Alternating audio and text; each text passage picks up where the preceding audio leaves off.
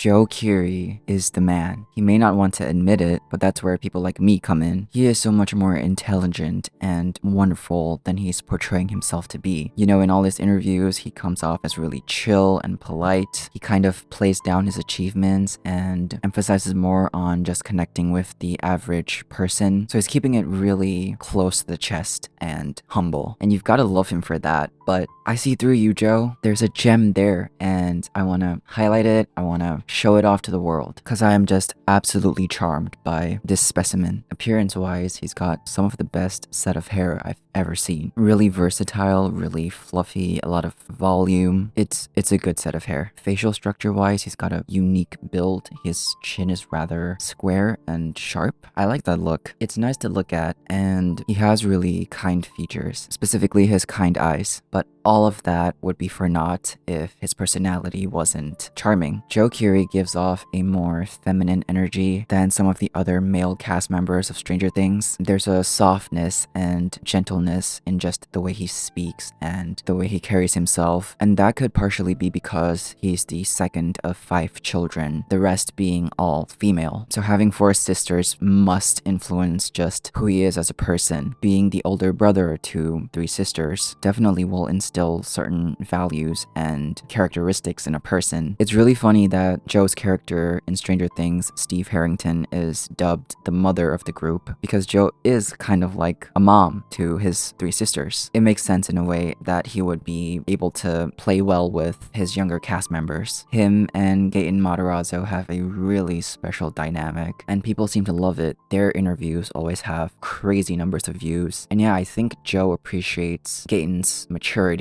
and wiseness, and also his lightheartedness, because those are all traits that Joe also has. He's much smarter and much more talented than he's portraying himself to be. I understand it completely. He's just being humble, but yeah, I don't think he gets credited enough for his maturity and intellect and artistic flair. Obviously, one of his songs, End of Beginning, went crazy viral on TikTok and just kind of had an amazing cultural impact on the world. This was being played everywhere, and so you know, that definitely proves that he does have that artistic flair and that ability to connect with people and resonate with people's personal experiences without ever having met them. He seems very connected with the core of what makes a human being, and that's portrayed in his acting and also his music. And what I love especially is his reaction to this whole phenomenon of his song blowing up, because in interviews he just kind of seems unfazed by it, and he talks about how all the numbers are great to look at, but his day-to-day life hasn't changed much. That's really fascinating to me, and I think that shows that Joe's really driven by just passion rather than statistical success. Apparently he's got a lot more songs lined up in the future, and he wants to continue doing music and acting. He says that those 2 careers kind of complement each other very well. He gets that team bonding feeling of just being in a group and working with other people from his acting career, and then he gets to express himself more through his music career. So I think he loves that, just bouncing off of those 2 modes. I think that's fantastic. And yeah, when you just look at his interviews, especially the ones that have to do with music, you can just see that he's really engrossed in this medium, and he's doing it because he genuinely feels a connection to that art form. I think he's got so much more to give as a musician and just an artist. He's a cool guy. He's got it figured out. He probably won't admit that, but I mean, just look at him. Such an awesome human being. Most people would describe him as chill, I think. That's what the comments usually say. Joe deserves much more roses than he's willing to accept. Another interesting thing about him is that, you know, he doesn't have social media, which is an interesting choice. He used to have an Instagram, but then he deactivated it for some reason. I'm not too sure why. But he has his DJO Instagram account and TikTok account, I believe, but those are not run by him in particular. If I had to guess, I think he will eventually come back to social media. It might take years, but I don't know, he just seems so open-minded, and he's done so many interviews, and he says that he enjoys YouTube as a platform in particular. So he might even see this video, which, hi Joe, if you're watching this. But yeah, while I was doing research for this video, I just saw tons and tons of interviews with him in it. He seems up for it, to be in the limelight, so I don't see why he couldn't integrate back into social media again. If I had to guess, he will come back eventually. But in the meantime, I hope he thrives off of social media and just has a blast living life and just making music sick, having fun, doing all these fun acting gigs, and just spreading love. Now I'm gonna have to wave goodbye to the end of beginning. That is all for me today. What do you think of Joe Keery? Who should I cover next? Let me know in the comments below. I would love to read your responses. Thank you for watching. Have a wonderful day.